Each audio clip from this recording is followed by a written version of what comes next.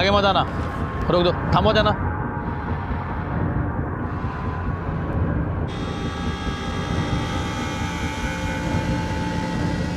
कुछ मिला?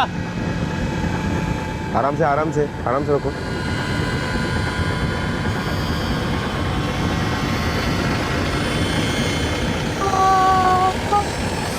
जरूरत, महत्वाकांक्षा और आगे बढ़ने की चाह में इंसान अपने जन्म स्थल को छोड़कर कहीं प्रवासी बनने पर मजबूर होता है। लेकिन इस समाज में अकेले जीना ना तो व्यवहारिक है और ना ही सामाजिक तौर पर संभव। ऐसी सूरत में दूर देश में बसा इंसान अपने पड़ोसियों के साथ दोस्ती और फिर कुछ मुंह बोले रिश्ते बना लेता है, और कई बार ये जुबानी रिश्ते रूहानी भी हो जाते हैं। ऐसे हजारों उदाहरण मिल जाएंगे जहां पड़ोसियों ने अपनों से ज्यादा अपनापन दिखाया, लेकिन ऐसे हादसे भी कम नहीं हैं जहां इन मुंह बोले रिश्तों ने विश्वासघात किया, जुर्म को पनाह दी और अपराध को वास्तविक बना दिया।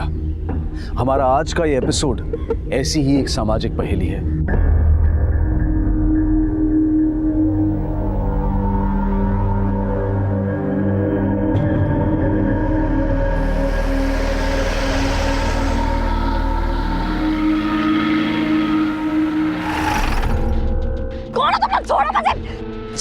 छोड़ो मुझे पापा।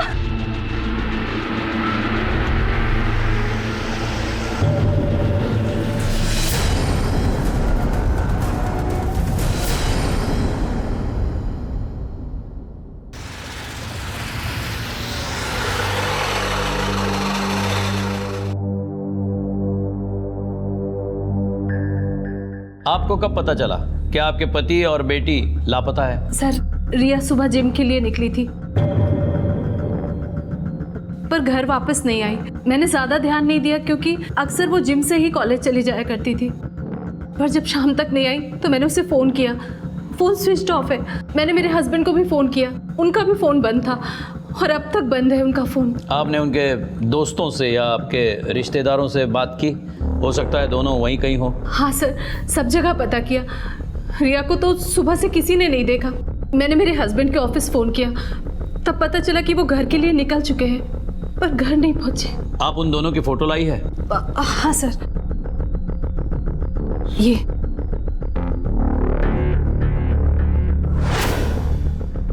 आपका किसी पे शक या किसी से दुश्मनी, झगड़ा? सर, ऐसी कोई दुश्मनी तो नहीं, पर हाँ, मेरे हस्बैंड ने बिजनेस के लिए 75 लाख रुपए कर्जा लिया था और वो उसे चुका नहीं पाए थे क्योंकि वो बिजनेस ही फेल हो गया। किससे लिए थे पैसे? रईस शेख नाम के आदमी से, और वो उन्हें धमकी भी दिया करता था कि अगर पैसे नहीं लौटाए तो वो फैमिली को कुछ कर देगा। इस रईस शेख का नंबर तो होगा आपके पास या एड्रेस? नंबर तो मेरे पास नहीं है, हाँ ऑफिस का एड्रेस है। इनसे ये एड्रेस नोट कर लेना और उनकी बेटी और पति का नंबर भी ले लेना। Thank you sir.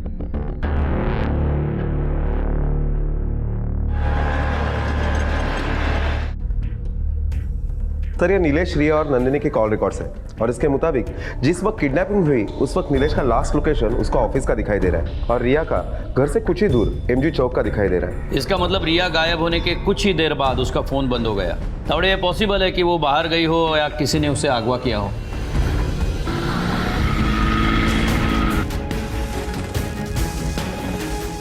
ये तुम्हारे ऑफिस का सर्च वारंट, पूरे ऑफिस की छानबीन करो। आप जरा बाहर जाइए, मुझे उनसे कुछ पूछताछ करनी है।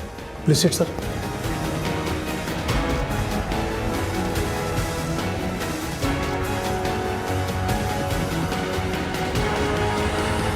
नीलेश और उसकी बेटी को क्यों उठवाया? सर, मैं नीलेश और उसकी बेटी को क्यों उठाऊंगा? उसकी बेटी को तो मैं पहचानता भी नहीं हूँ। तुमने तो उसकी पूरी फैमिली को गायब करने की धमकी दी थी। देखिए सर, हमारे बिजनेस में इस तरह की बातें करनी पड़ती हैं और 2-4 हज़ार की बात नहीं है, पूरे 75 लाख की बात है और 75 लाख रुपए में मुझे अभी तक एक भी रुपया नहीं मिला है।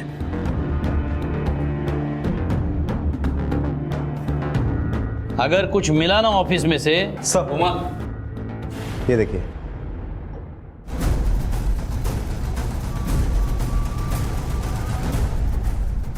तुमने तो कहा नहीं उठवाया, तो ये रिकवरी एजेंट क्यों हायर किया था? सर, मैं रिकवरी एजेंट के थ्रू उसको उठवाने वाला था, लेकिन मैंने उसे उठवाया नहीं है। आप चाहे तो फोन करके रिकवरी एजेंट से पूछताछ कर सकते हैं। हेलो, क्या? ठीक है सर, नीलेश वापस आ गया। मुझे अपनी नहीं, हमारी बेटी की चिंता है। एक पूरा दिन 24 घंटे हो गए और उसकी कोई खबर नहीं। पता नहीं कहाँ होगी, किस हाल में होगी। नीलेश, मैंने पुलिस में कंप्लेंट की है, वो लोग कोशिश कर रहे हैं ना। कोशिश कर रहे हैं तो अभी तक उसकी कोई खबर क्यों नहीं है? नहीं, मैं उसे खुद ढूंढ लूंगा। मैं किसी के सहारे नहीं बैठने वाला। फिलहाल तो आपको खड़ा रहने के लिए भी सहारे की जरूरत है। क्या आप बता सकते हैं आप कहाँ थे और आपकी ये हालत कैसे हुई?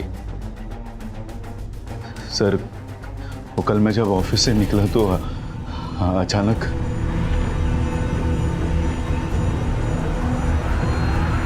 उन लोगों ने मुझे बहुत मारा सर। क्या वो लोग रईस शेख के आदमी थे? पता नहीं, हो सकता है सर, क्योंकि उसी ने मुझे धमकी दी थी। नीलेश, मेरा पैसा लौटा दे वरना ऐसी जगह भेजूंगा जहां तू सोच भी नहीं सकता। मैं रईस का पैसा है, हलक में हाथ डालकर निकाल लूंगा तेरे। पहचान सकते हो उन्हें? शक्लें तो देखी होगी ना? नहीं सर, उन लोगों ने अपने चेहरे ढके हुए थे। कुछ बताया उन्होंने कि तुम्हें क्यों उठाया, क्यों मारा? वो बोल कम मार ज्यादा रहे थे। मैंने कहा ना, अपना घर बेच दे वरना अपने जान से जाएगा। मानिक शाह, नीलेश वो लोग मानिक शाह के लोग हैं क्या? ये मानिक शाह कौन है? सर, ये मानिक शाह हमारा पड़ोसी है। उसे पता था कि मुझे पैसों की सख्त ज़रूरत है, इसलिए उसने हमारा घर खरीदने का ऑफर रखा। वो कीमत बहुत कम लगा रहा था। मुझे पैसों की सख्त ज़रूरत थी, कर्जा चुकाना था, इसलिए मैं तो मान गया, लेकिन नंदिनी ने साफ मना कर दिया। उसके बाद से उसने धमकी देना शुरू कर दिया। क्या हाल है मोटा भाई? बस अरे कब से कह रहा हूँ ये फ्लैट मेरे को दे दो, अभी मान जाओ ना, वरना मनाना पड़ेगा मुझे तुमको। और ये जो ऊपर वाला है ना, इसका जो हुक्म है वो तो मुझे मानना ही पड़ेगा ना।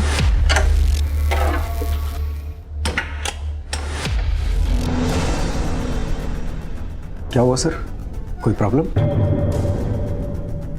क्या किया तुमने नीलेश की बेटी रिया के साथ, और नीलेश को क्यों उठवाया? क्या मतलब मैं रिया को कुछ क्यों करूंगा और मैं नीलेश को क्यों उठाऊंगा सर? कल सुबह तुम कहाँ थे? कल सुबह मैं सिकंदर आहूजा के साथ था, आहूजा बिल्डर के मालिक। कल रात 8 बजे के आसपास तुम कहाँ थे? कल रात वो मैं कमाल है, सुबह कहाँ थे ये साफ साफ याद है, लेकिन कल रात 8 बजे कहाँ थे ये याद करने में इतना वक्त लग रहा है? सर वो कल रात मैं अपने किसी पर्सनल काम में बिजी था। कौन सा पर्सनल काम? सॉरी सर, वो तो नहीं बता सकता। ठीक है, चलो हमारे साथ। हमारे धर्म कर्म देखोगे तो खुद के नहीं दूसरों के पर्सनल काम भी बताओगे। चलो सर 1 मिनट, मैं बताता हूँ सर। मैं कल रात सोनाली के साथ था। कौन सोनाली? मेरी दोस्त है सर, वो एक एक्ट्रेस है। कल मैं उसके साथ उसके शूट पे गया हुआ था, लेकिन मैं तो सुबह 4 साढ़े 4 बजे आ गया था वापस।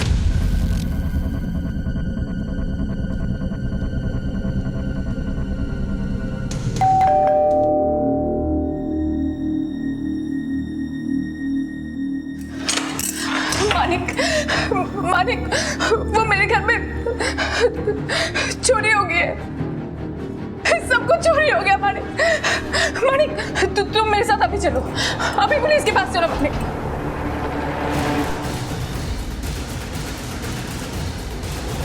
सोनाली रो मत, ज्वेलरी मिल जाएगी। अरे ऊपर वाले का शुक्र है कि तू ठीक ठाक है।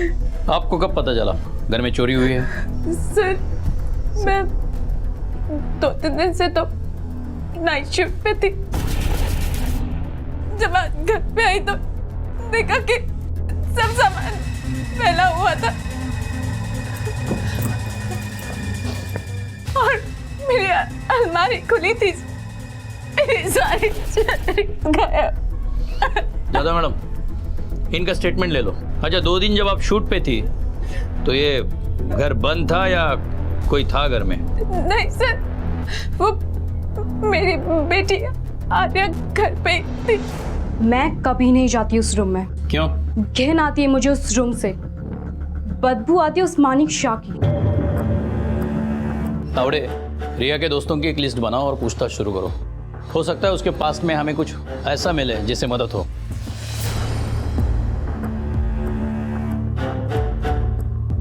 इसी एक ही प्रीमाइसेस में एक लड़की गायब हो जाती है। उसी शाम उसका बाप और उसके घर के पास से ही घर में गहने चोरी हो जाते हैं। ये इत्तेफाक नहीं हो सकता। सर आपको क्या लगता है ये तीनों क्राइम एक दूसरे से जुड़े हुए हैं? शायद, क्योंकि नीलेश पे कर्जा था। रईस पैसों के लिए उसके जान के पीछे पड़ा था और लगभग उतने ही पैसों की चोरी हुई जितना नीलेश पे कर्जा था। चोरी या तो नीलेश कर सकता है या माणिक। सर नीलेश के पास तो क्राइम करने का मोटिव है, लेकिन माणिक अपने गर्लफ्रेंड के घर में क्यों चोरी करेगा? नीलेश को फंसाने के लिए। आर्या भी चोरी कर सकती है अपनी माँ को सबक सिखाने के लिए। सोनाली के घर के आसपास के सारे चाबी वालों से पूछताछ करो, कहीं आए दिन किसी ने सोनाली के घर के डुप्लीकेट चाबी तो नहीं बनवाई, है ना? तावड़े, इन तीनों के घर की तलाशी लो। अगर इन तीनों में से किसी ने चोरी की है तो गहने उन्हीं के घर में मिलने चाहिए।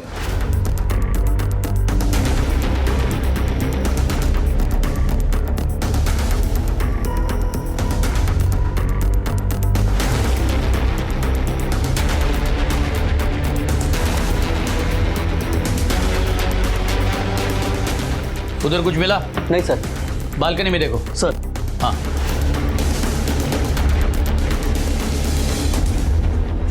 सर ये क्या हो रहा है, मुझे तो कुछ समझ में नहीं आ रहा। हमारी बेटी गुम हो गई है, मैंने इतनी मार खाई है कि मैं ठीक से अपने पैरों पर खड़ा भी नहीं हो पा रहा हूँ। हमें आपकी मदद की जरूरत है, उल्टा आप हमारे ही घर की तलाशी ले रहे हैं। सर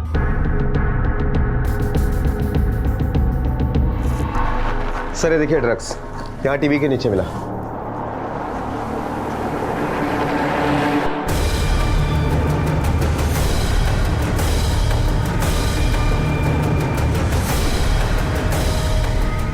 तावड़े, रिया के कॉल रिकॉर्ड्स फिर से चेक करो।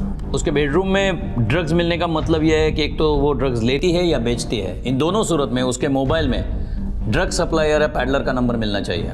देख लो ज़्यादातर किस नंबर पे वो बात करती थी। और हाँ, वो सोनाली की बेटी आर्या के बारे में कुछ पूछताछ की तुमने? जी सर, बिल्कुल काम से काम रखने वाली लड़की है। सोसाइटी में, स्कूल में उसके कोई दोस्त नहीं है, बस अपनी ही धुन में रहती है। और सर हमने सोनाली के घर पर भी पूछताछ की तो वहाँ हमें ऐसा कुछ भी नहीं मिला जिससे ये साबित हो सके कि चोरी आर्या ने ही की है। हम रिया पे कॉन्सेंट्रेट करते हैं क्योंकि ड्रग इंसान से कुछ भी करवा सकता है। ये चोरी तो मामूली चीज़ है। हो सकता है कि रिया ने ही ज्वेलरी चोरी की हो और वो गायब हो गई।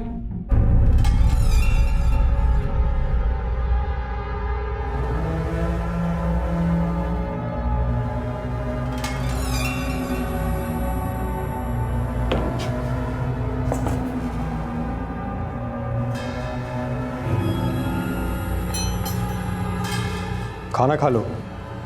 नहीं खाना मुझे। देखो प्लीज, मुझे मुझे मुझे कुछ खाना नहीं चाहिए। मुझे मुझे थोड़ी सी ड्रग दे दो प्लीज दे दो। देखो मेरी हालत देखो, मैं मर जाऊंगी।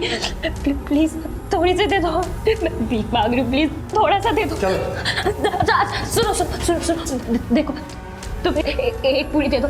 एक नहीं तो अच्छा एक दो दे दो, प्लीज दे दो प्लीज। तुम्हें पैसा चाहिए? नहीं, तुम्हें ना जो करना है वो कर लो। तुम्हें जो करना है ना वो कर लो। रिया क्या कर रही हो? बंद करो बदतमीजी। आप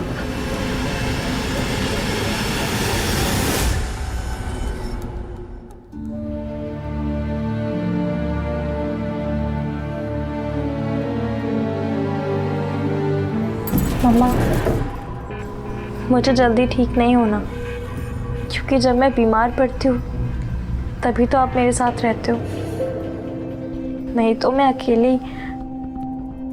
मम्मा प्लीज़ आप मुझे छोड़ के मत जाओ प्लीज़, मैं ना खुद ठीक हो जाऊंगी, प्लीज़ मम्मा। अरे नंदिनी, तुम ऑफिस नहीं गई? नीलेश, रिया की तबीयत नहीं ठीक है। अब तुम बहाने मत बनाओ, रिया को सिर्फ बुखार है। तुम ऑफिस नहीं गई तो सैलरी कटेगी, पता है ना तुम्हें? पर नीलेश, तुम जाओ, टेंशन मत लो, मैं संभालूंगा इसको।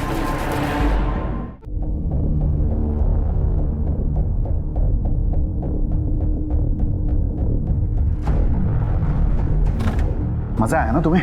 हाँ, अपने ऑफिस के लोगों के सामने मेरा तमाशा बनाकर। Shut up, Nilesh. I don't want to talk to you. मैं नहीं ले गई थी, तुम गए थे मेरे साथ। ये आदमी कभी नहीं सुधरेगा। रिया? Oh yes. आज तुम्हारा बर्थडे है ना? Happy birthday बेटा। I'm sorry.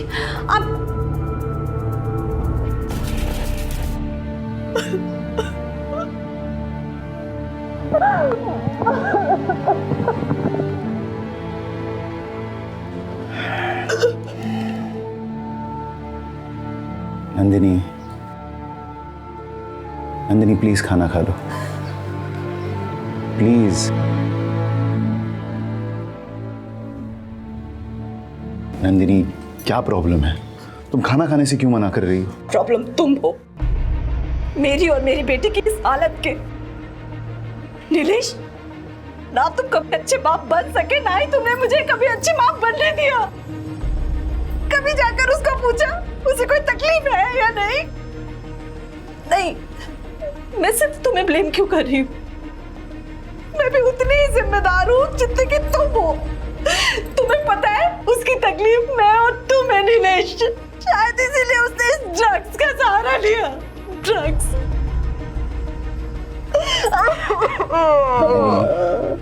नंदिनी इसमें तुम्हारी कोई गलती नहीं है, गलती सारी मेरी है और मैं सच में इस गलती को सुधारना चाहता हूँ। प्लीज रो मत, प्लीज मत, प्लीज मत। हमारी रिया वापस आ जाएगी।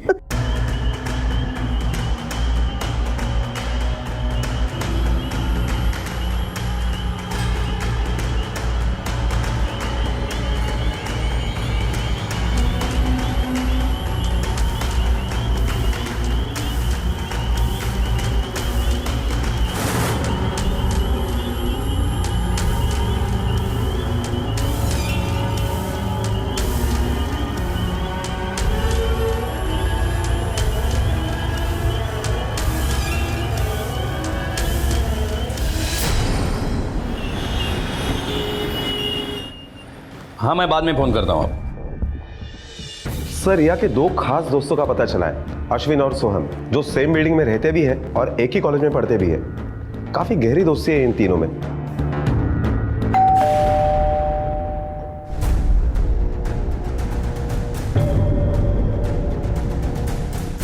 कौन है सोहम?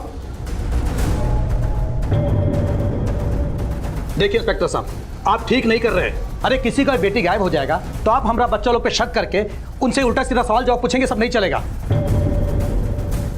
जानते नहीं आप किससे पंगा ले रहे हैं। रातों रात आपका ट्रांसफर करवा देंगे, और वो भी ऐसे जगह पर जहां इंसान तो क्या जानवर तक नहीं मिलेंगे आपको पूछताछ करने के लिए।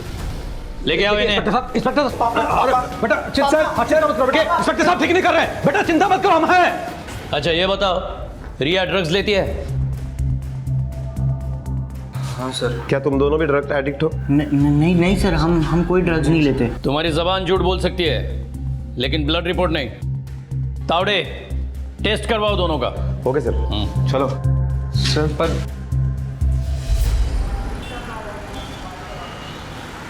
सर दोनों सच बोल रहे हैं, रिपोर्ट एकदम क्लियर है, दोनों ड्रग्स नहीं लेते हैं। तुम दोनों जा सकते हो, लेकिन शहर से बाहर जाने की इजाजत नहीं। मतलब नो ट्रिप, नो आउटिंग, समझे? जी सर। जाओ। Thank you sir. चल। सर, रिया के कॉल रिकॉर्ड में एक नंबर मिला है, ड्रग सप्लायर असलम का है।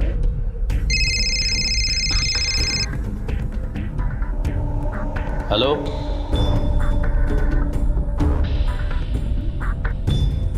ठीक है।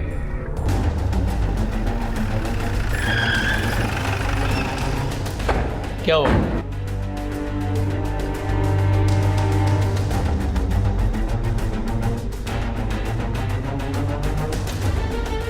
तावड़े, ऊपर पानी की टंकी चेक करो। आगे मत आना, रोक दो, थामो जाना।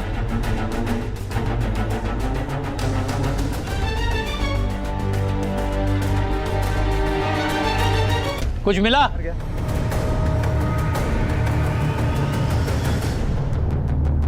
रिया!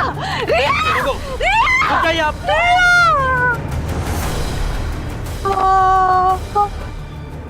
जिस रिया और उसकी नशे की लत को आधार बनाकर पुलिस अपनी तहकीकात कर रही थी, वही रिया अपनी ही बिल्डिंग की पानी की टंकी में मृत पाई गई।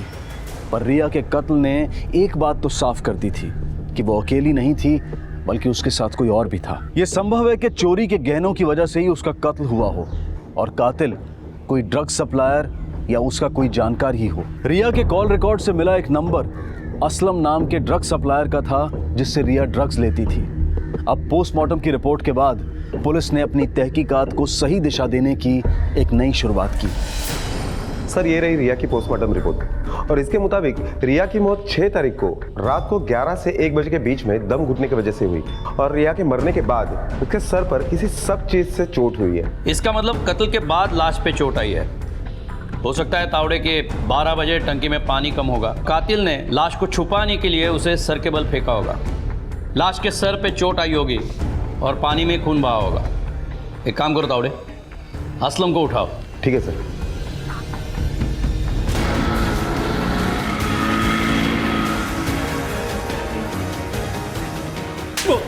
बोल बोल। सब मैं काय के लिए मारेंगे उसको साहब? वो मर गई मतलब मेरा 3 लाख का नुकसान हो गया ना। ये 3 लाख रुपया मेरे को ही देना पड़ेगा। ऊपर कौन सा मेरा बाप लोग है साहब, वो तो कैसे सुनेगा कि वो मर गए मतलब 3 लाख रुपया छोड़ दिया। रिया के मरने के बाद मेरा मरने के चांस तो पक्का है। चल जा, दोबारा बोले तो आना, ढूंढना ना पड़े, समझे? हाँ साहब।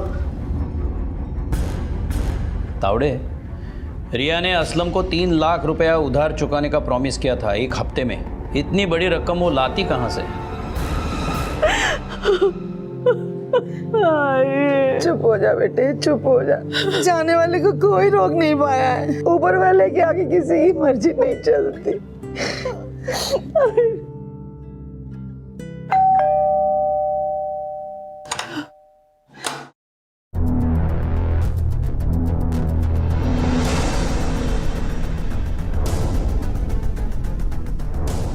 हमें पता है ये सही वक्त नहीं है सवाल पूछने का, लेकिन क्या आप जानते थे आपके बेटी को एक ड्रग डीलर को, असलम को 3 लाख रुपए देने थे?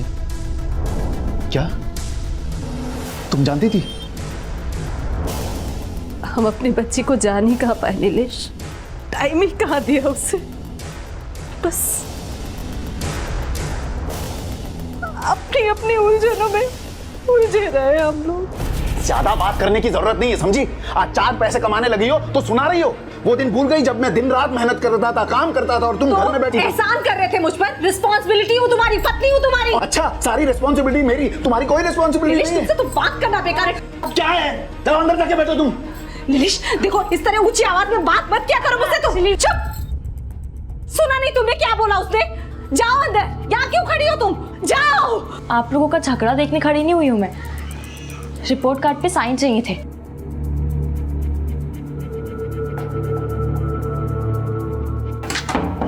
उस दिन उसने वो दरवाजा बंद करके खुद को हमारी दुनिया से अलग कर लिया, और आज वो दरवाजा हमेशा के लिए हमारे लिए बंद हो गया। हम मर भी जाए तो भी हमारे गुनाहों की माफी नहीं है। बहुत बड़ा दिल था मेरी बच्ची का, सब कुछ अकेले सहती रही। हमें माँ बाप होने का हक ही नहीं है, नहीं है हक हमें माँ बाप होने का। अब जो कुछ भी हुआ उसकी जिम्मेदार मैं हूँ। नीलेश, नीलेश, नीलेश, दरवाजा हो। नीलेश, दारू बुढ़ा। नीलेश, अरे क्या हुआ? हेलो,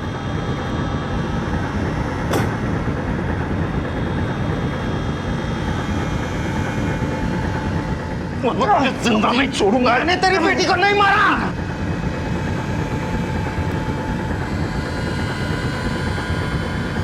मैंने नहीं मारा तेरी बेटी को। सर बचा लीजिए सर। सर ये पागल हो गया, मुझे मार डालेगा। मैं इसको जिंदा नहीं छोड़ूंगा। सर इसी ने मेरी बच्ची को मार डाला एक फ्लैट के लिए। मुझे इससे परसों रात को इसने मुझे क्या धमकी दी थी?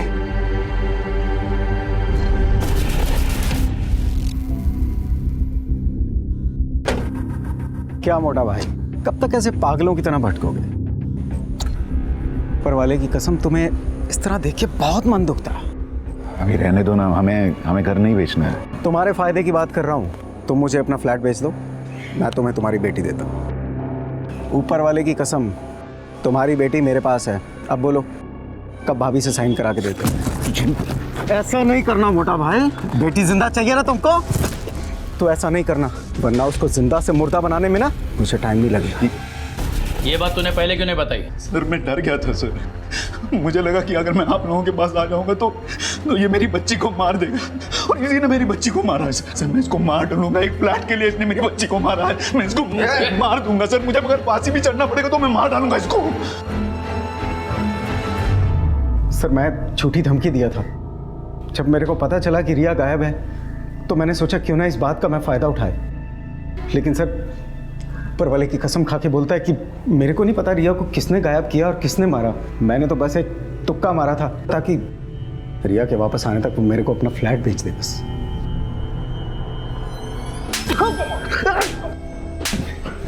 तुझे पता नहीं तेरा ये तुक्का तुझे कहां पहुंचा सकता है। तेरा ऊपर वाला भी तुझे नहीं बचाएगा, समझे? सर मेरी बात का यकीन कीजिए सर, मैंने रिया को नहीं मारा सर, सच कह रहा हूँ सर।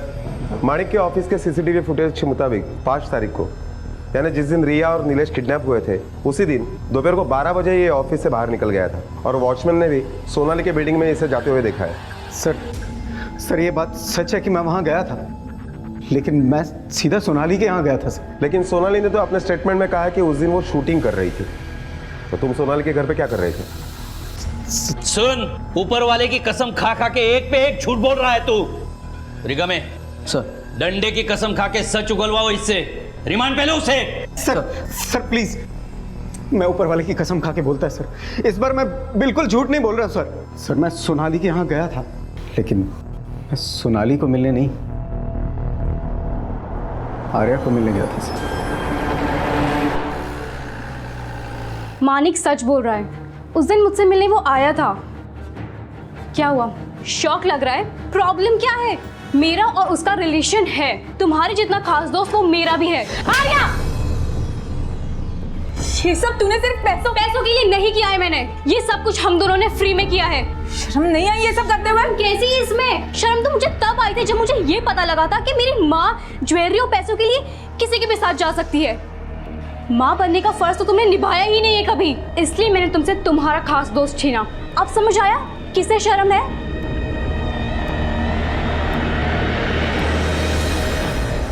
आवड़े, जिन लोगों से अभी पूछताछ की उन लोगों के कॉल रिकॉर्ड्स और लोकेशन का पता करवाओ, और ये देखना कि अश्विन और सोहम की छोटी सी इन्फॉर्मेशन भी मिस ना हो जाए। उनके कंप्यूटर के आईपी एड्रेस ले लो और देखना कंप्यूटर में ये लोग क्या करते हैं। कहीं डिजिटल होने का फ़ायदा तो नहीं उठा रहे हैं, या हिंदी फिल्म देख के कोई प्रैक्टिकल तो नहीं कर रहे हैं।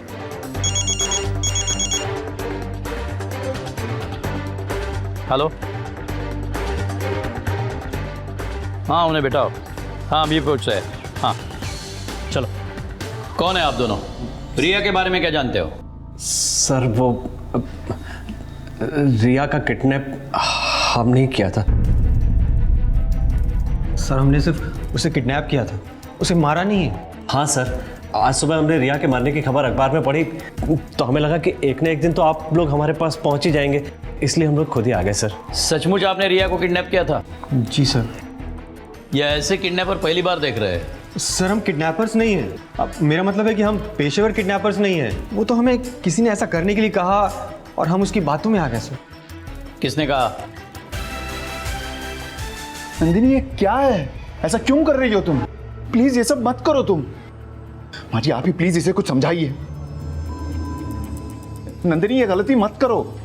सालों पहले की गई गलती को सुधार रही हूं मैं नीलेश। तुम्हारी जिद, तुम्हारे तमाशों के सामने अगर घुटने ना टेकती तो शायद आज मेरी बच्ची जिंदा होती। मुझे तुम्हारे साथ 1 मिनट भी नहीं रहना, अब तलाक चाहिए मुझे।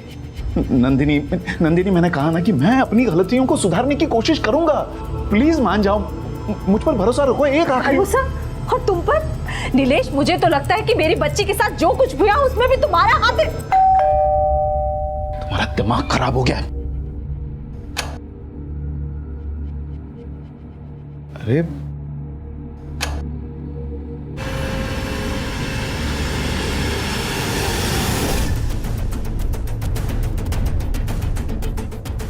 चलो अंदर। मोरे भाऊ, देसाई तुम्ही? इन दोनों ने आपके बेटी को किडनैप किया था, जानती है? किसके कहने पर? किसके? वो कोई किडनैपिंग नहीं थी सर, बस मेरी एक नादान सी कोशिश थी अपनी बच्ची की बुरी आदत छुड़ाने की। मुझे पता चल गया था कि रिया ड्रग्स लेती थी। मैंने उसकी ड्रग्स की आदत छुड़ाने के लिए समझाना, धमकी, मारपीट सब कुछ करके देख लिया था सर, लेकिन रिया पूरी तरीके से ड्रग एडिक्ट बन चुकी थी। फिर मैंने कहीं पढ़ा कि अगर ड्रग एडिक्ट्स को कुछ दिनों के लिए ड्रग से दूर रखा जाए तो उनकी आदत छूट सकती है। हाँ, रिहैबिलिटेशन सेंटर ले जा सकता था, लेकिन बात फैलती, बदनामी हो जाती, इसलिए मैंने इन 2 वर्कर्स को बड़ी मुश्किल से मनाया सर, बड़ी मुश्किल से। नहीं नहीं, हम ऐसा कैसे कर सकते हैं? हम कोई किडनैपर थोड़ी है। अरे किसने कहा ये किडनैपिंग है भाई? हम लोग भलाई का काम कर रहे हैं। मेरी बेटी को 2-4 दिनों के लिए ड्रग से दूर रखना है, उसकी ये बुरी आदत छुड़वानी है, बस प्लीज मेरी मदद कीजिए। ठीक है, मैंने पूरा इंतजाम कर दिया था, मतलब उसके रहने खाने का, सिक्योरिटी का, उसे कोई तकलीफ ना हो, इसका पूरा बंदोबस्त कर दिया था। मुझे लगा कि 6-7 दिन वो अगर ड्रग से दूर रही तो उसकी ड्रग की आदत छूट जाएगी। इसका क्या सबूत है कि तुम सच बोल रहे हो? सर, ये सच बोल रहा है। ये मोबाइल उस देसाई का है जिसने किडनैपिंग करवाई थी, और इस मोबाइल में इन लोगों की सारी बातें रिकॉर्ड है, ताकि अगर ये मुकर जाए तो वो लोग ना फंसे। मतलब तुमने अपने प्लानिंग के तहत माणिक को भी मारा? सर, मैंने उसे नहीं मारा सर, रिया उन दोनों के पास से भाग गई थी। हम कैसे मान ले कि तुमने रिया को किडनैप किया लेकिन मारा नहीं? सर, वो मेरी बेटी थी सर, मैं क्यों उसे मारूंगा? तावड़े, इसका केस रजिस्टर करो। रिया को किसने मारा इसका पता हम लगाएंगे। इसका इंटेंशन अच्छा हो या बुरा हो, क्राइम इसने किया है। सर, तावड़े, कुछ पता चला माणिक के बयान में कितनी सच्चाई है? नहीं सर, हमने जो छानबीन की उसमें हमें ऐसा कुछ भी नहीं मिला जिससे ये साबित हो सके कि माणिक ने ही रिया को किडनैप किया था या उसका मर्डर किया था।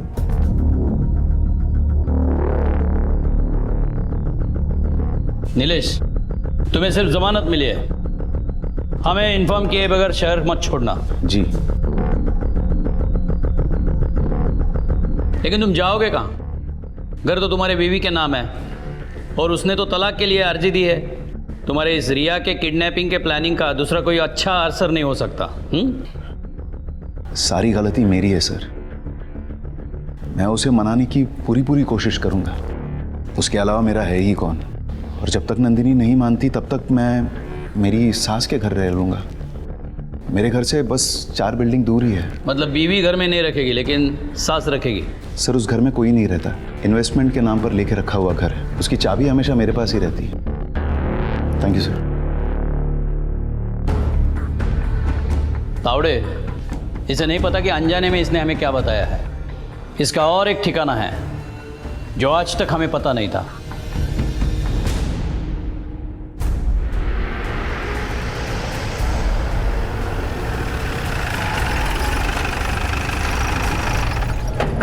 चलो हमारे साथ। क्या हुआ सर? तुम्हारे ससुराल का इन्वेस्टमेंट का फ्लैट देखना है, चलो।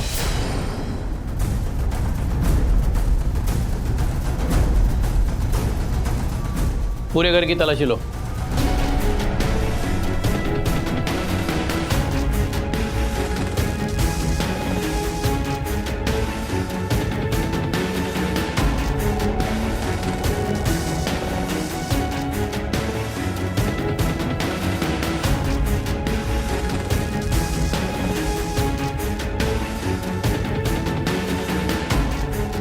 सर, ये अंदर मिला है।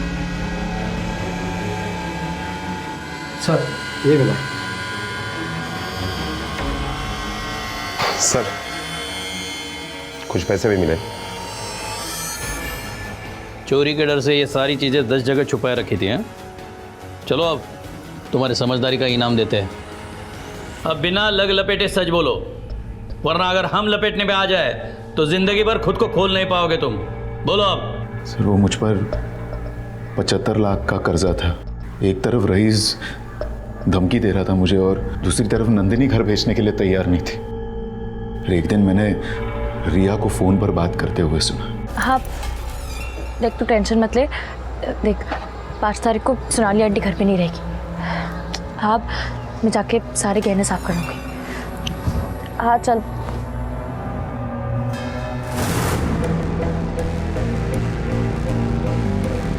हिम्मत पड़ गई तुम्हारी? हैं?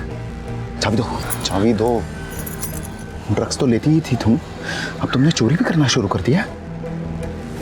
मैंने वो चाबी रिया को चोर बनने से बचाने के लिए उससे छीन ली थी, पर फिर मुझे लगा कि रईस से छुटकारा पाने का इससे बेहतर तरीका और कोई नहीं हो सकता। मैंने ज्वेलरी चोरी करने का प्लान बना दिया। इस प्लान के चलते मैंने पहले रिया को किडनैप करवाया, फिर मैंने सोचा कि उसे 5-6 दिन कहीं छिपा कर रखूंगा, उस दौरान चोरी कर लूंगा और फिर जब मामला ठंडा हो जाएगा तो फिर उसे वापस ले आऊंगा। रिया का किडनैप होते हुए मैंने देखा था। मैंने कुछ देर इंतज़ार किया, फिर मैं सोनाली के बिल्डिंग गया और डुप्लीकेट चाबी से उसके घर का दरवाज़ा मैंने खोला।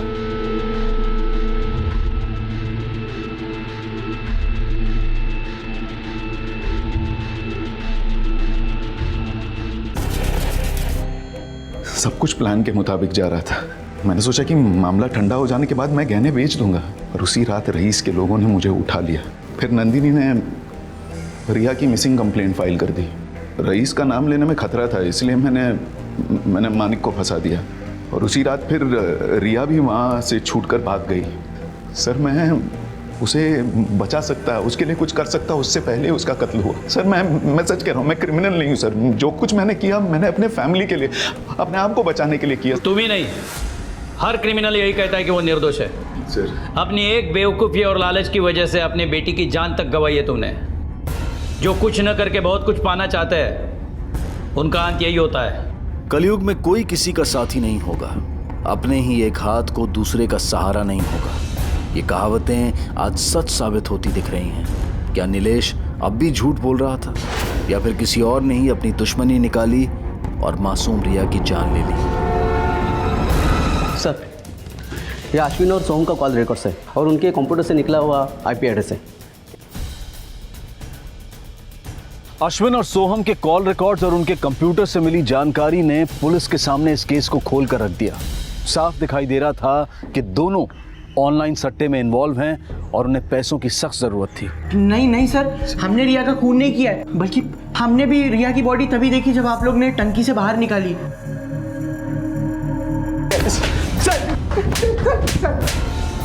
ये क्या है? तुम्हें लगा सीसीटीवी कैमरा खराब हो गया है, इसलिए कोई सुराग नहीं मिलेगा, लेकिन तुम लोग जब रिया के साथ थे तो 2 लड़कियां अपना सेल्फी निकाल रही थी, और उसके बैकग्राउंड में तुम लोग साफ दिखाई दे रहे हो। और ये सेल्फी 6 तारीख को रात को 11 बजे निकाली गई है। उन लड़कियों ने रिया के मर्डर की खबर पढ़ी और फोटो देखी, और जागरूक नागरिक का फर्ज अदा किया। पुलिस स्टेशन आई और एक फोटो दी। सुन, पुलिस की मार अच्छी चीज नहीं है, इसलिए जल्दी सच बोलो। सर हम लोग 5 तारीख को सोनाली आंटी के यहाँ चोरी करने वाले थे सर। चोरी भी हुई सर, लेकिन हमें हमारा हिस्सा नहीं मिला सर, क्योंकि रिया गायब हो गई थी सर। क्या यार, रिया ने बेवकूफ़ बना दिया।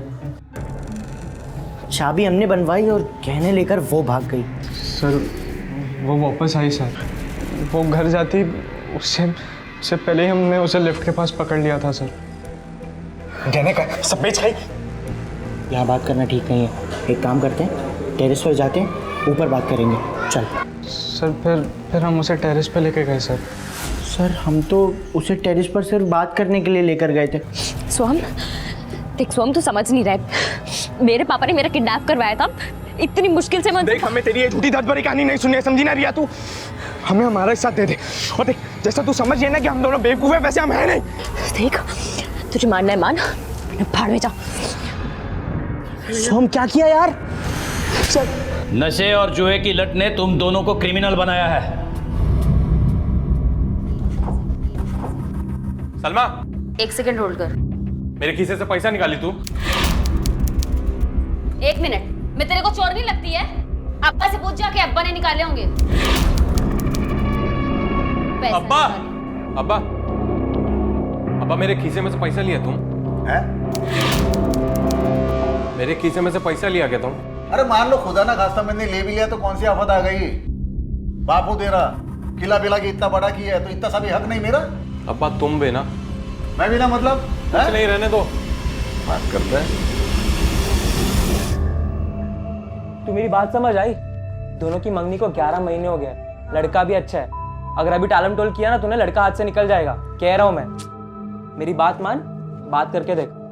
और पैसे का मैटर मेरा है ना, पैसे का इंतजाम मैं कर लूंगा, तू बात कर जाके। क्या बोला तू? पैसे का इंतजाम कहाँ से करेगा तू? इतना सारा पैसा इतनी जल्दी कहाँ से खड़ा करेगा बाबा? आई कर लूंगा मैं, चलो। ए बाबा, हाँ कुछ उल्टा सीधा काम नहीं कर रहा है ना तू? बोल मुझे। आई क्या तू भी ना सुबह सुबह कुछ भी बोलती है।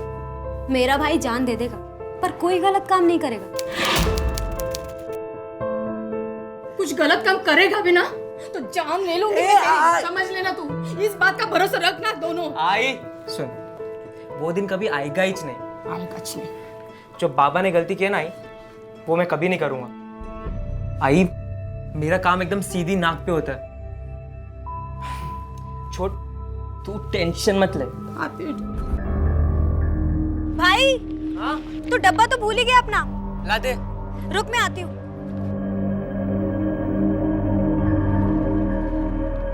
ये ले। Thank you. ध्यान से जाना। Bye bye.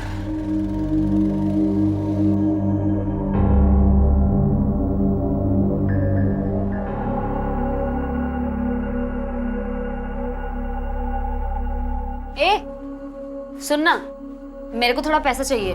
मेरे पास एक भी नया सूट नहीं है, मेरे को नया लेने का है। मेरे पास पैसे नहीं है, हाथ टाइट चल रहे, बाद में बात करना। झूठ मत बोल मेरे से। मैंने कल तेरे हाथों में नोटों की गड्डी देखी थी, अभी बोलती हूँ। अब्बा वो मत बोलना, वैसे भी पैसे मेरे नहीं थे, वो सुनील के पैसे थे, दे दिए मैंने उसके पैसे। तेरे को सूट चाहिए ना, मैं दिलाएगा तेरे को सूट। अभी अब्बा को कुछ मत बोलना। शाबिर। हाँ चल आया।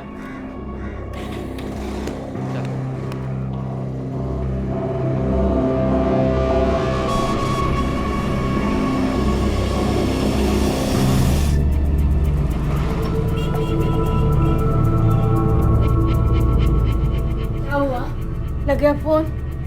उसको नहीं लग रहा है तो शाबिर को लगा। चल। आई शाबिर भाई का फोन भी बंद आ रहा है, दोनों का नंबर लगा रही हूँ लेकिन किसी का नहीं लग रहा। अरे देवा, काय झालं असेल? इतनी देर तो कभी नहीं लगती उसको दुकान से आने में। कुछ कांड तो नहीं ना किया उसने? आई तेरे पास एक ही रिकॉर्ड है क्या बजाने को? तुझे भरोसा नहीं है क्या भाई पर? कैसे रखो भरोसा, आखिर खून तो उसका ही है ना। कुछ भी बड़बड़ाती रहती है आई तू। बड़बड़ाती रहती हूँ, फिक्र हो रही है मुझे, क्या हुआ होगा? आई कुछ नहीं हुआ होगा, मैं दुकान पर देख कर आती हूँ।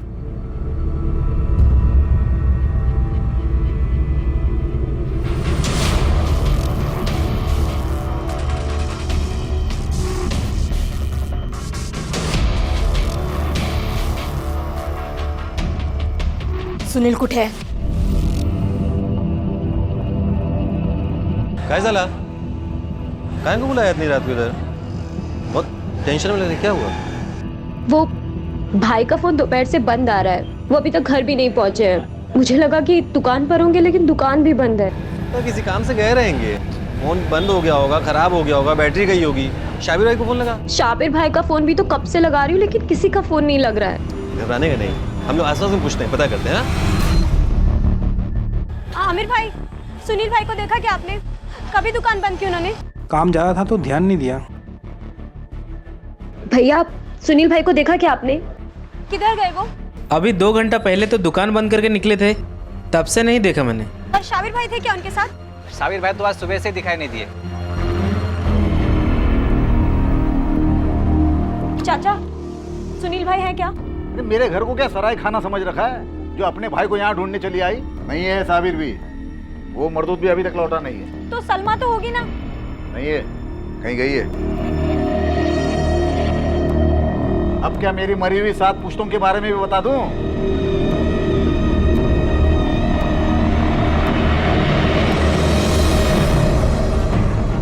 निशा घर आई थी, अब्बा से कुछ बात कर रही थी, कहीं उसे कुछ पता तो नहीं चल गया?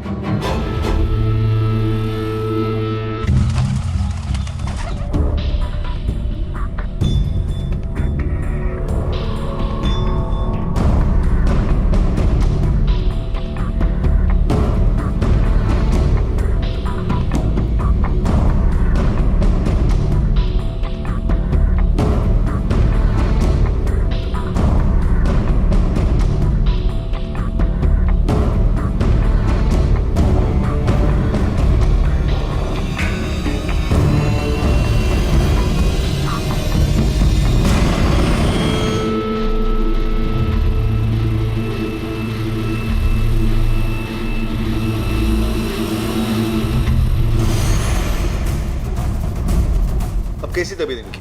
अब सेफ। क्या हम लोग उनका बयान ले सकते हैं? नहीं अभी नहीं, वो एनेस्थीसिया के इफेक्ट में है, आपको कुछ घंटे वेट करना होगा।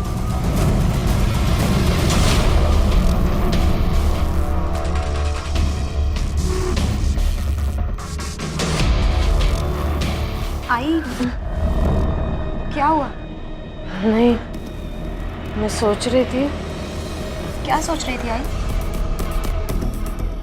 पिछले 4 महीने में ये 12वीं वारदात है और हमारे पास इन्हें लेके कोई इन्फॉर्मेशन नहीं है। हम तो ये भी नहीं जानते कि ये एक गैंग है या अलग अलग गैंग्स है जो इन वारदातों को अंजाम दे रहे हैं, क्योंकि हर वारदात के बाद अपने विक्टिम को मार देते हैं ताकि वो हमारे पास आके उन्हें पहचान ना सके। ये यामिनी मात्रे पहले ऐसी विक्टिम है जो इनके अटैक से बच गई है। तुम एक काम करो, हॉस्पिटल के टच में रहो, जैसे ही उन्हें होश आए हम उनका बयान ले सकें। सर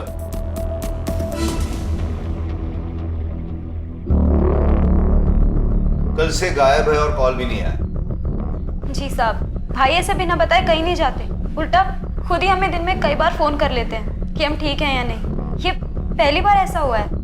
हो साहब, मुझे लगता है किसी ना किसी प्रॉब्लम में फंस गए हैं। ये शाबिर तुम्हारे भाई का पार्टनर, ये तुम्हारे इलाके में रहता है ना? जी। वो भी तुम्हारे भाई के साथ गायब है, तो उसके घर वाले उसकी रिपोर्ट लिखवाने क्यों नहीं आए? पता नहीं साहब, वैसे शाबिर भाई जी के घर वाले थोड़े अजीब है।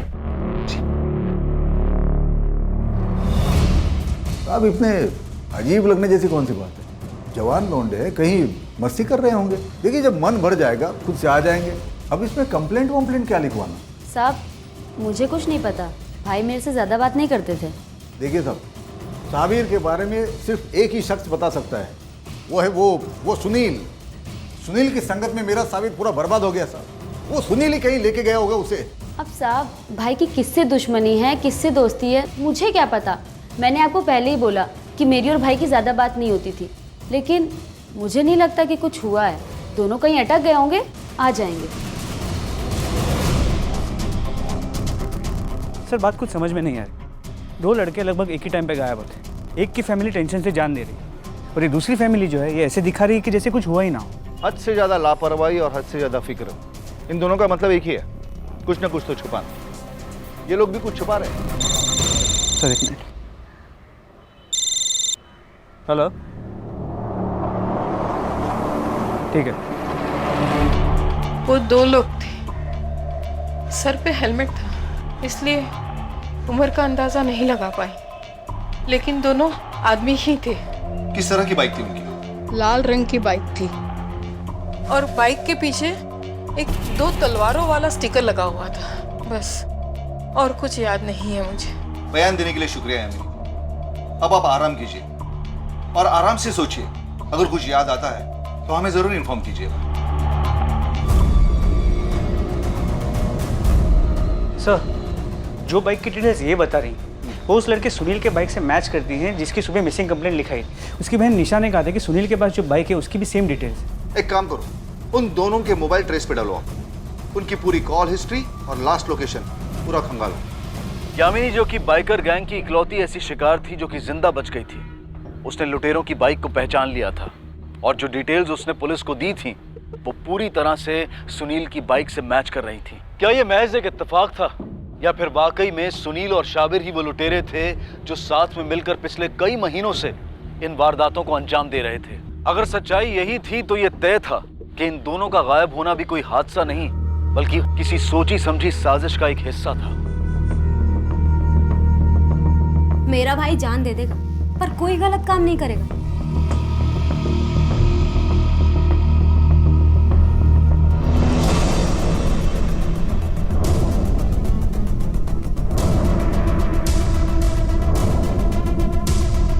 क्या कर रहे हो आप?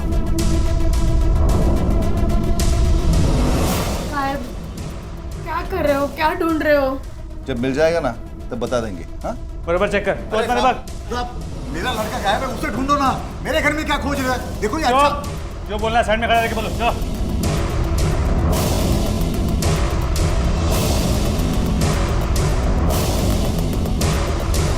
साहब ये सब पुराना कपड़ा है साहब।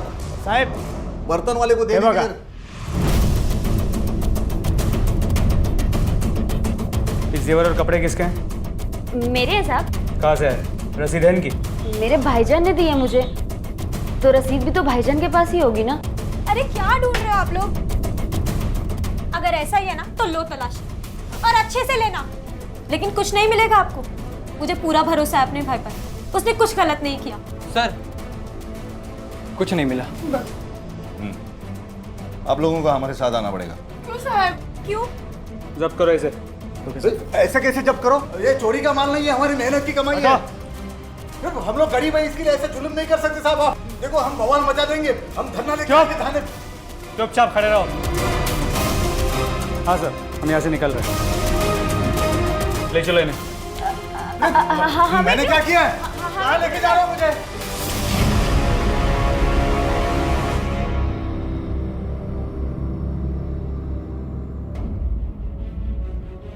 इस दुकान की एक्स्ट्रा चाबी तो रहेगी ना किसी के पास?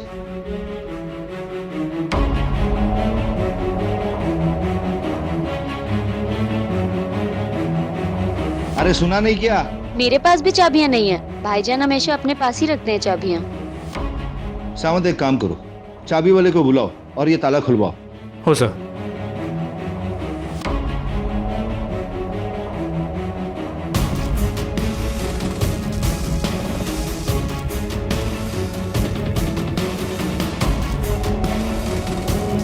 कुछ नहीं मिला। देखा सर, मैंने आपको कहा था ना कि मेरा भाई चोर नहीं हो सकता। आपको कोई गलत फहमी हुई है। मेरा दिल बहुत घबरा रहा है सर, वो जरूर किसी ना किसी मुसीबत में है। प्लीज सर, प्लीज मेरी मदद कीजिए, मेरे भाई को ढूंढ लीजिए सर, प्लीज सर। शाबी रानी, सुनील, दोनों के कॉल रिकॉर्ड्स और मोबाइल लोकेशन से कोई ऐसी कड़ी नहीं मिलती जो इन्हें बाइकर गैंग से लिंक कर सके। यामिनी ने जो रॉबर्स की बाइक की डिटेल्स दी थी वो सुनील की बाइक से बिल्कुल मेल खा रही है, और ये काफी है उन दोनों को उस गैंग से जोड़ने के लिए। उनके घर की और दुकान की तलाशी में कुछ नहीं मिला, इसका मतलब ये तो नहीं है कि दोनों बेकसूर है। शायद ऐसा भी हुआ होगा कि इन दोनों ने लूट का माल कहीं और रखा हो। दोनों का एक साथ गायब हो जाना भी सस्पिशियस लगता है। दोनों की मोबाइल की लास्ट लोकेशन सेम थी, मतलब गायब होने से पहले दोनों साथ में थे। पर कहां और क्यों? साउंड, एक काम करते हैं, जहां पर मोबाइल का लास्ट लोकेशन मिला था ना, वहां पर चलते हैं, तलाशी करते हैं, शायद कुछ मिले। अब मेरे को क्या पता था कि पुलिस मेरे ऐसे पीछे पड़ जाएगी। हाँ, अब तो यही करना पड़ेगा। लेकिन सुनो, अभी प्लान मत बदलना और किसी को भी नहीं पता चलना चाहिए कि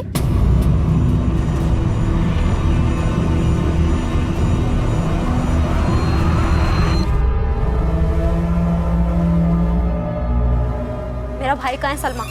मुझे क्या पता तेरा भाई कहाँ है? मैं कोई पुलिस वाली है?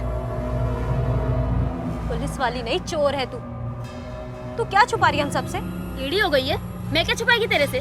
तो फिर उस दिन तूने पुलिस से झूठ क्यों बोला कि तेरे पास चाबियां नहीं है करके? शाबिर भाई ने मुझे खुद बताया था कि उन्होंने चाबियों का एक सेट तुझे दिया था। वो सेट तो मुझसे कब का घूम गया, और मैंने भाईजान को बताया भी था, इसलिए मैंने पुलिस को बोला मेरे पास चाबियां नहीं है। इस दुकान की एक्स्ट्रा चाबी तो रहेगी ना किसी के पास? भाईजान हमेशा अपने पास ही रखते हैं चाबियां। बचपन से जानती हूँ मैं तुझे, जब तू झूठ बोलती है ना तो तेरे चेहरे पर साफ दिखाई देता है। सच बता, क्या छुपा रही है तू हम सबसे? नहीं तो मैं पुलिस को बता दूँ। ए छोड़, तू बचपन से जानती ना मेरे को, तो फिजूल में मेरे मुंह मत लग, नहीं तो हट। अचानक दुकान बंद करके इस सुनसान एरिया में ये लोग क्या करने आए होंगे? एक काम करो, पूरा एरिया चेक करो। सर, पटेल।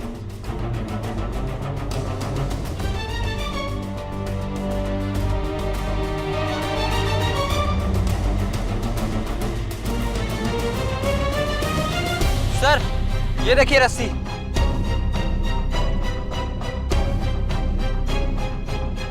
इस रस्सी को देख के ऐसे लगता नहीं कि ज्यादा दिन से बंधी है। सर, ये रॉड देखो। कुछ तो हुआ यहाँ, कुछ ना कुछ तो कहानी जुड़ी हुई है, और इनके घर वालों को इस कहानी के बारे में कुछ पता नहीं है। एक काम करो, फॉरेंसिक वालों को बुलाओ और पूरी एरिया की छानबीन करो। जी सर।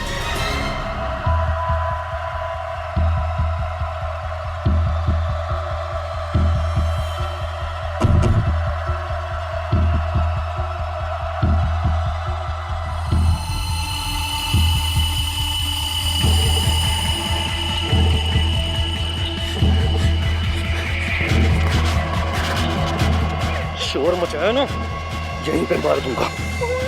चुप। अपने भाई को लेकर ज्यादा बवाल मचाने की कोशिश मत कर, वरना लाश मिलेगी उसकी। समझी? और जितना हो सके सलमा से दूर रहे, यही तेरे लिए अच्छा होगा। चल।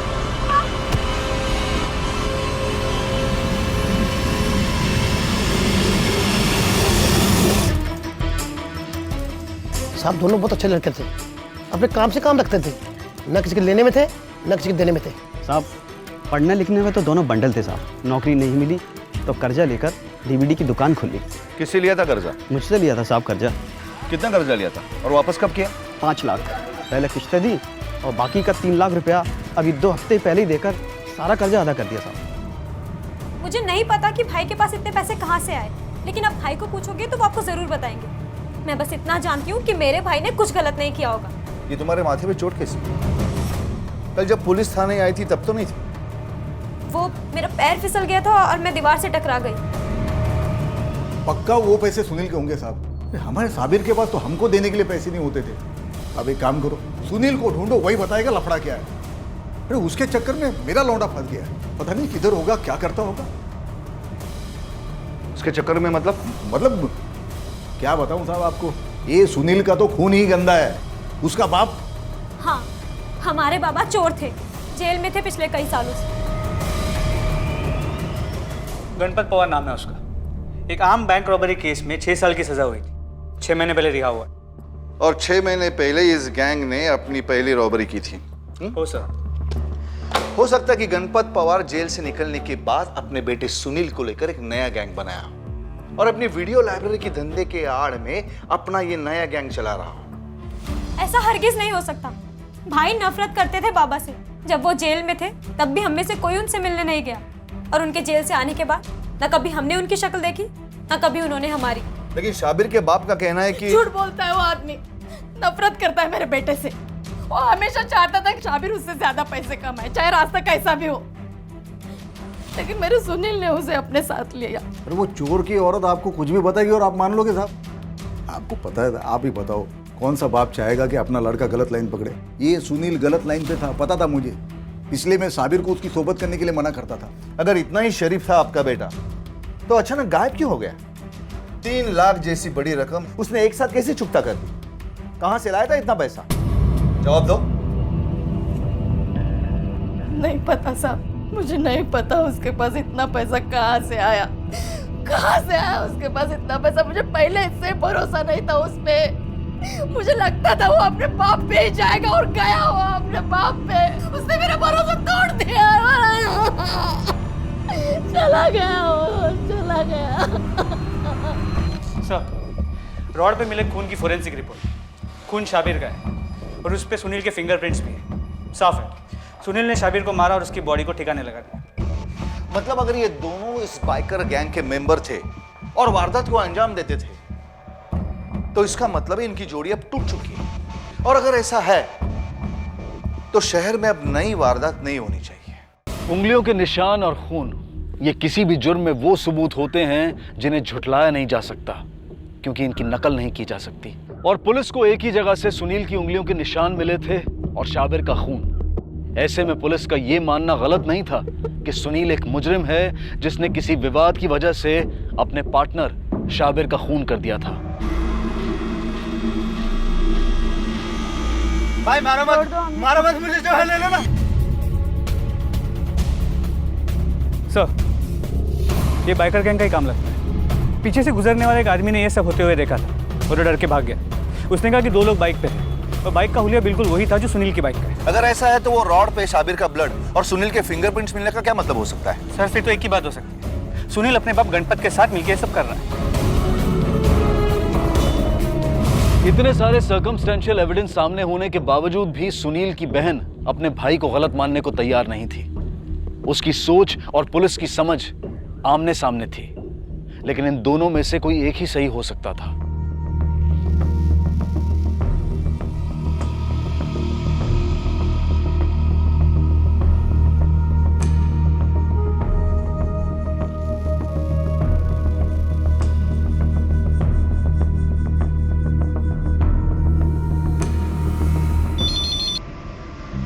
हाँ बोलो।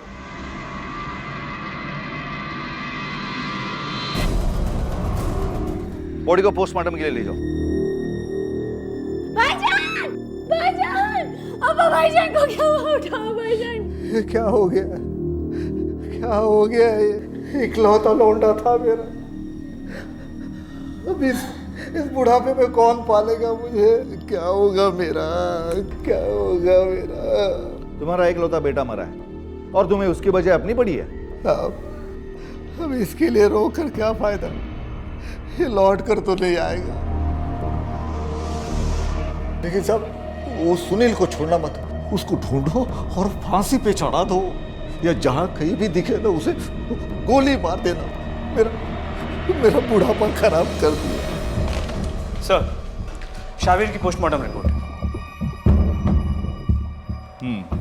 मौत 3 दिन पहले हुई थी, ठीक उसी दिन, लगभग उसी समय जिस दिन वो दोनों गायब हुए। यानी बाइकर्स गैंग की आखिरी वारदात के पहले शाबिर मर चुका था और इस हिसाब से ये पॉसिबिलिटी है कि शाबिर सुनील के साथ उस गैंग में कभी शामिल ही नहीं था। ये तो सुनील और उसका बाप ही थे जो गैंग बनाकर वारदातों को अंजाम देते थे।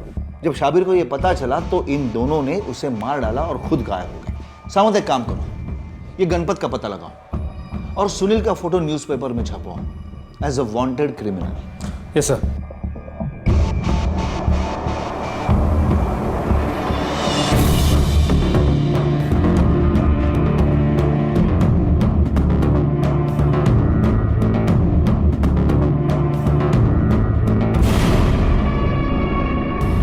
मैं नहीं जानता ये कौन है, लेकिन बस्ती में इसको मैंने कई बार आते आते देखा। कभी देखा है कि ये कहाँ आता था, किससे मिलता था? ये मालूम नहीं है। साहब वो पिछली गली में सावित्री रहती ना, उसी के घर में घुसते हुए देखा था मैंने एक बार।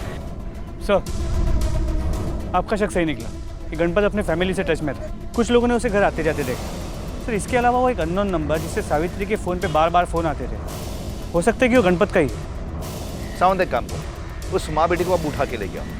अब उनके शराफत के ड्रामे से पर्दा उठाने का वक्त आ गया है। जी सर। साहब ये सब झूठ है। हम में से सालों से किसी ने बाबा की शक्ल तक नहीं देखी, तो मिलना तो दूर की बात है। कोणी सांगितलं? कौन बताया आपको? तेजाउद्दीन, तुम सिर्फ इतना बताओ ये सच है कि नहीं? नहीं। झूठ बोलकर अपने और अपने भाई की मुश्किलें मत बढ़ाओ। पुलिस से झूठ बोलने और गुमराह करने के जुर्म में तुम्हें जेल भी हो सकती है। तुम्हारे पास ये आखिरी मौका है, बोलो। बोलो।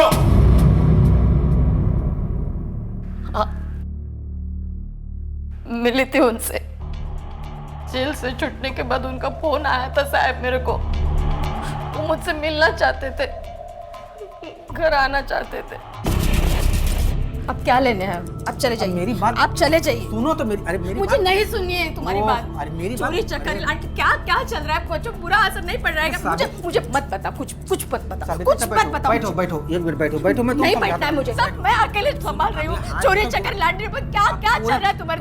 अब कोई गलत काम नहीं। नहीं, मुझे विश्वास ही नहीं। आप चले जाओ, आप चले जाओ, आप चले जाओ। मैंने मना कर दिया, मुझे कोई रिश्ता रखना ही नहीं था ना साहब उनसे। अगर ऐसी बात थी तो ये बात तुमने हमें पहले क्यों नहीं बताई? मैं नहीं चाहती थी मेरे बच्चों को ये सब पता चले, म्हणून हो साहेब विश्वास ठेवा माझ्यावर, म्हणून मी नाही सांगितलं। गणपत के ठिकाने का पता चल गया है।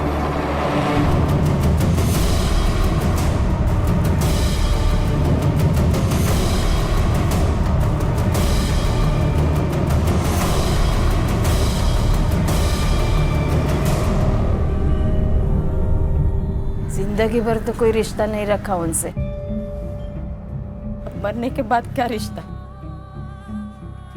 आप म्यूनसिपैलिटी वालों को बोल दो साहब, वो करेंगे उनका क्रियाकर्म।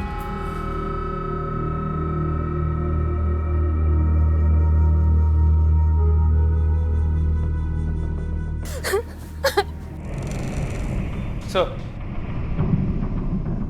पोस्टमार्टम रिपोर्ट के हिसाब से गणपत की मौत शाबिर के मौत के कुछ घंटों बाद हुई। लेकिन अगर जैसा हम सोच रहे थे कि गणपत सुनील की इन वारदातों में मदद करता है, तो सुनील उसे क्यों मारेगा? सावंत, इससे भी बड़ा और एक सवाल है। शाबिर और गणपत की मौत एक ही दिन कुछ घंटे के अंतर से हुई। 3 दिन बाद जो रॉबरी की वारदात हुई वो किसने की? यानी कि शाबिर और गणपत के अलावा और भी कोई तीसरा शख्स है जो सुनील का साथ दे रहा है। सर आ जाओ। सर, इसका नाम आमिर है, सुनील की बस्ती में ही रहता है। इसका कहना है कि 3 दिन पहले इसने सुनील की बहन निशा को किसी के साथ देखा था।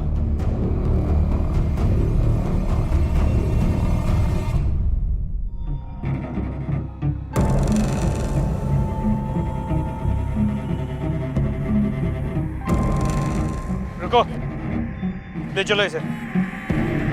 कहाँ ले जा रहे हो मुझे? इंस्पेक्टर साहब कहाँ ले जा रहे हो मुझे? 3 दिन पहले अंधेरे कोने में घुसकर एक आदमी से बात कर रही थी तुम। कौन था वो आदमी?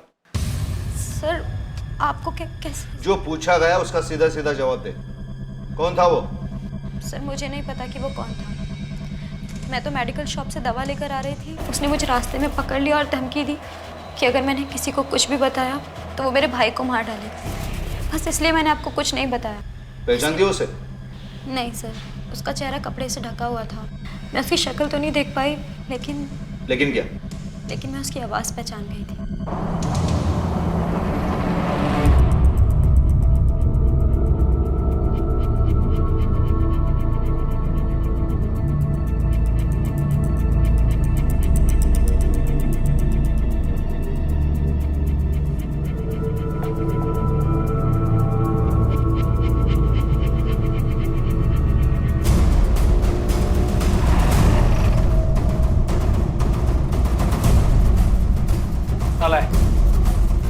सावंत, एक काम करो, सलमा का नंबर इमीडिएट ट्रेसिंग पर डाल दो।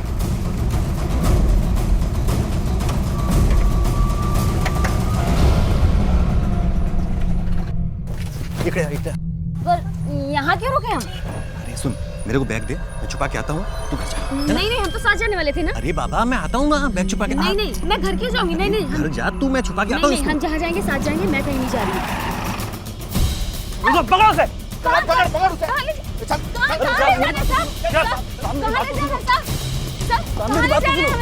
अब अपने आप सच्चाई बताओगी या इन्हें मदद करने के लिए बोलो? नहीं सर, मैं बताती हूँ। नीलेश मेरा बॉयफ्रेंड है।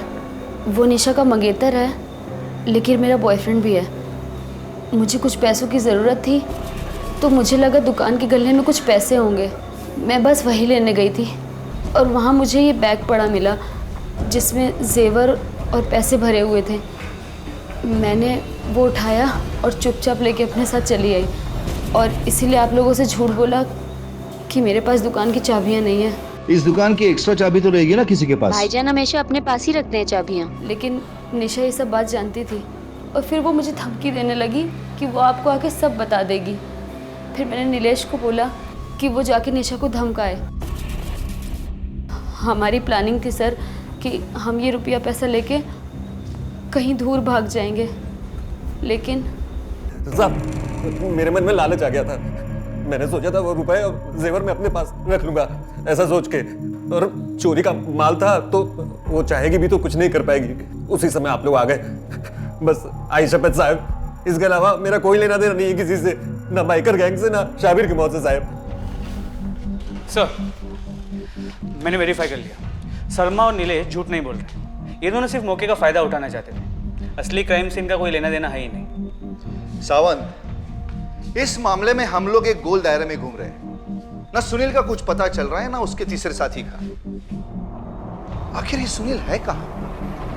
शाबिर और गणपत की लाशें मिलने के बाद सुनील पर पुलिस का शक अब यकीन में बदल चुका था। वो अब इस केस का प्राइम सस्पेक्ट बन गया था। लेकिन उसके अलावा इस मामले में एक और शख्स शामिल हो चुका था जिसके बारे में किसी को कुछ नहीं पता था, लेकिन यह भी तय था कि वो था और लूट और हत्या के उनके इस खेल में सुनील का साथ दे रहा था। मामला और ज्यादा उलझ गया था। तो कौन था ये सुनील का नया दोस्त, नया साथी? क्या सुनील अपने अपराधों को अंजाम देने के लिए उसकी मदद ले रहा था, या फिर वो शख्स इस पूरे मामले का मास्टरमाइंड था और वो अपने इस लूट और हत्याओं के खेल में सुनील को इस्तेमाल कर रहा था? इस केस में रोज नए सवाल उठ रहे थे और सच बदल रहे थे, लेकिन सुनील की बहन निशा का अपने भाई पर विश्वास अब भी उतना ही कायम था जितना कि जांच शुरू होने से पहले था। अपने भाई को मासूम साबित करने की उसकी लड़ाई अब भी जारी थी।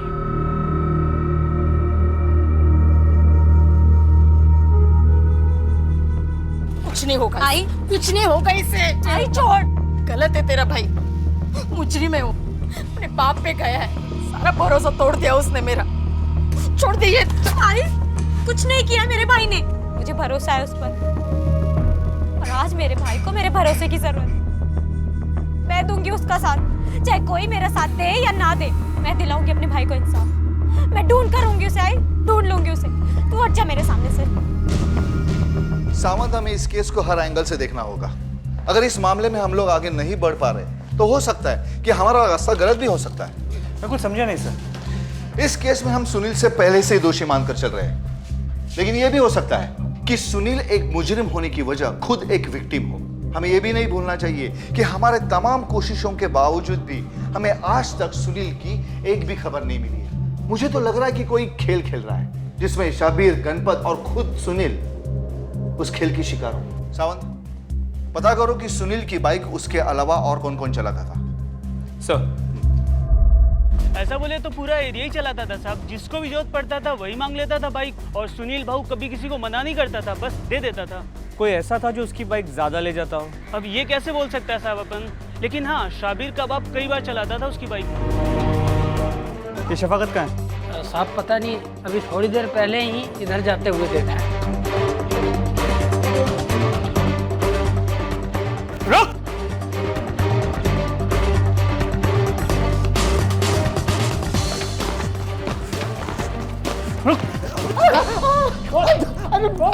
मेरे काय को मार रहे सब?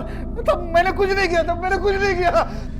जब जब शहर में बाइकर गैंग की वारदात हुई है तो वारदात के पहले और वारदात के बाद तेरी इस नंबर से बात हुई है। तेरा फोन लोकेशन चेक करने पर यह पता चला कि वारदात के वक्त तू वारदात की जगह पे कभी मौजूद ही नहीं था, लेकिन यह फोन नंबर वारदात की जगह पे हमेशा मौजूद था। अब तू सिर्फ इतना बता कि यह सब शुरू कब हुआ?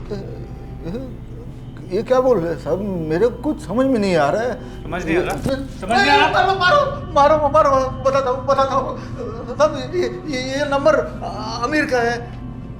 मेरा बेटा साबिर और सुनील की दुकान के बगल में उसकी दुकान है साहब। तो मैं सुनील की बाइक कभी कभी लिया करता था मेरे काम के लिए, कभी कभी ऐसे ही तफरी के लिए। तो साहब एक रोज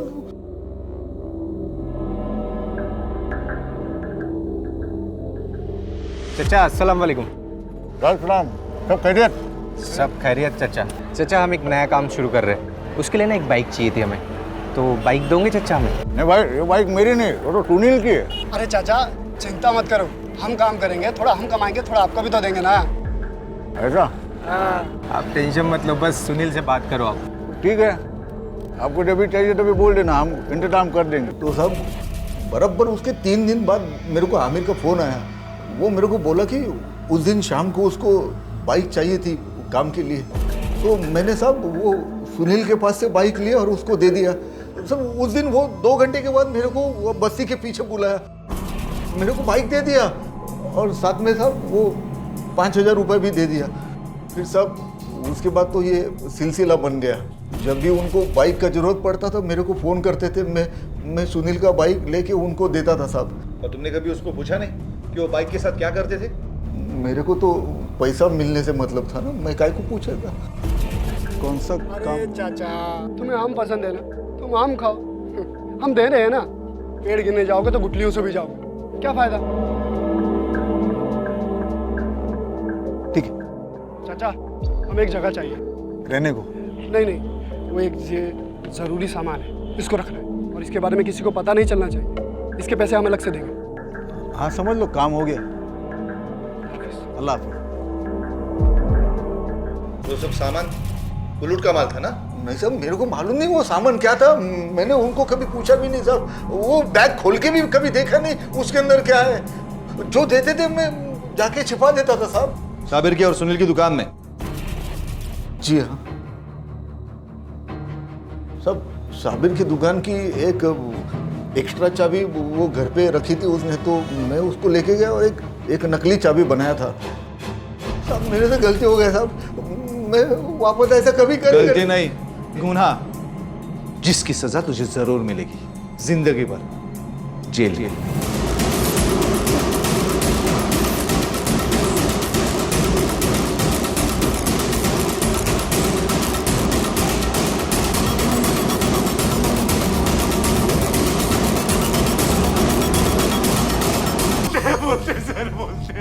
सब सही चल रहा था साहब, लेकिन एक दिन जब मैं सुनील की दुकान पे किराए की टीवी लौटाने गया। तेरे को पता है मेरे को ये सब नहीं पसंद, मेरी दुकान में रखा है ये सब यार। तू पागल है साबिर, को मना किया था ना मैंने। सुनील को लगा कि वो बैग शब भी गया है। सुनील भाई ये सीडी। हाँ ठीक है जाओ। आप उसने उसे फोन किया साहब और गुस्से में बाइक लेके वहां से निकल गया। हेलो, मेरा रज़ाक कहाँ है तू? और उसके बाद आमिर ने मुझे बताया और हम दोनों उसके पीछे निकल लिए। शाबिर मड़ की तरफ गया था सर किसी काम से, तो सुनील भी उधर ही पहुंचा और जब हम दोनों वहां पहुंचे तो देखा कि खोल दे यार मुझे। चुप! तू जानता है ना, मैंने इतने सालों से अपने बाप की शक्ल नहीं देखी क्योंकि मेरा बाप एक चोर है। तू जानता है मुझे बुरे कामों से और बुरे आदमियों से सख्त नफरत है। किस बैग के बारे में बात कर रहा है? मैं कुछ नहीं जानता यार, खोल दे। एक काम करता हूँ, मैं जाता हूँ पुलिस के पास। पुलिस से सच निकलवाएगी तुझसे। मत बोल तू सच। उसे क्यों मारा तुम लोगों ने? नहीं साहब, उसे किसने मारा ये भी हमें नहीं पता साहब। हमें वो भी नहीं पता। हमने उसे नहीं मारा साहब।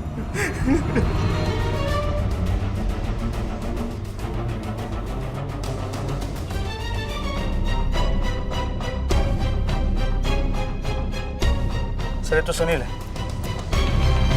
एक काम करो, बॉडी को पोस्टमार्टम के लिए लेके जाओ, एम्बुलेंस बुलाओ।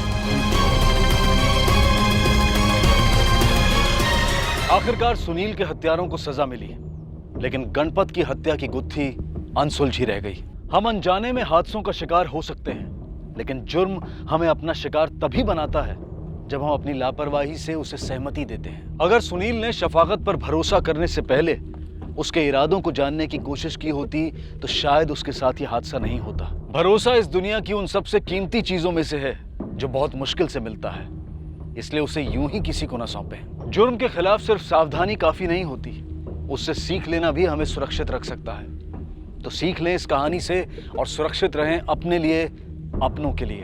अब मैं अनूप सोनी आपसे विदा लेता हूं। फिर मुलाकात होगी अगले एपिसोड में जुर्म की एक और कहानी के साथ।